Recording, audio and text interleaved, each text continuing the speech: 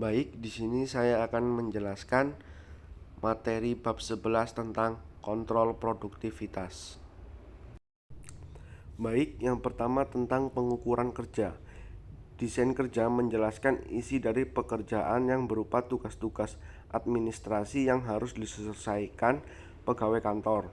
Pengukuran kerja menitikberatkan pada berapa lama suatu tugas dapat diselesaikan dan merupakan input terpenting dalam perencanaan sumber daya manusia, estimasi biaya pegawai. Lalu, waktu standar merupakan jumlah waktu yang dibutuhkan seorang pekerja yang berkualifikasi untuk menyelesaikan tugas dengan menggunakan metode, peralatan, dan perlengkapan, bahan, serta lingkungan kerja tertentu. Selanjutnya, tujuan pengukuran kerja. Yang pertama, membantu perencanaan dan penjadwalan kerja.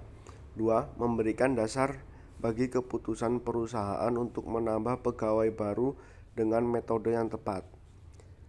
Tiga, menentukan tingkat efisiensi dari metode dan proses kerja yang dilakukan pada saat ini.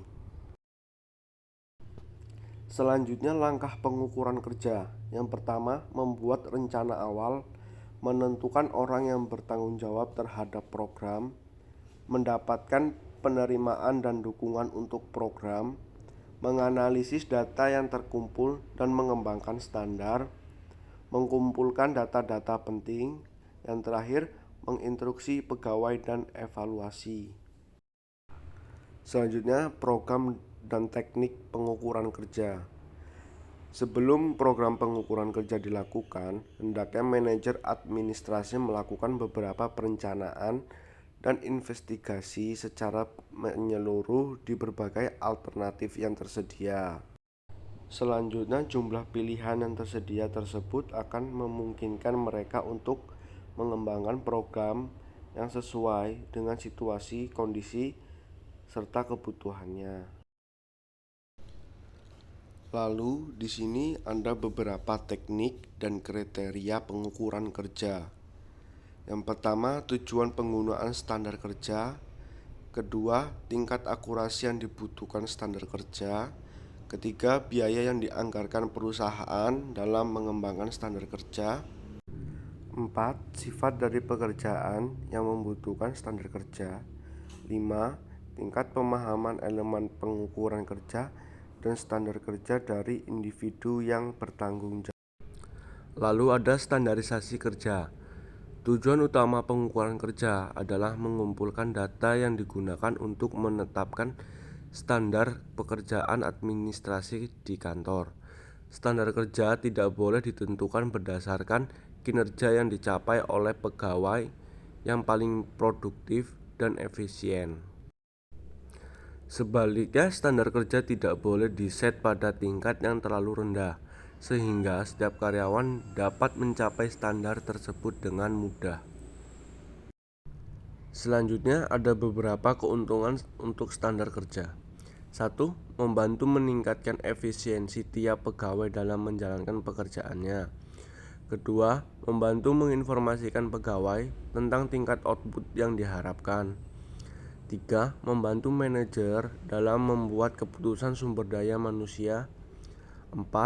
Karyawan sadar prosedur perusahaan. 5. Sebagai dasar dalam memberikan kompensasi kepada pegawai. 6.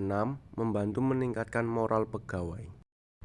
Selanjutnya, di sini ada beberapa jenis standar. Yang pertama, standar kuantitas. Kuantitas standar yang diperbolehkan adalah kuantitas bahan baku yang dibutuhkan untuk memproduksi satu unit produk, atau kuantitas standar yang diperbolehkan per unit dikalikan dengan jumlah aktual dari unit yang diproduksi selama periode tersebut. Yang kedua, ada standar kualitas. Standar kualitas meliputi bahan baku, proses produksi, dan produk jadi. Kualitas adalah kesesuaian dengan kebutuhan pasar. Selanjutnya, yang terakhir, ada standar deskriptif. Statistik deskriptif merupakan metode untuk mendeskripsikan dan memberikan gambaran tentang distribusi frekuensi variabel-variabel dalam suatu penelitian. Lalu di sini ada teknik peningkatan kinerja.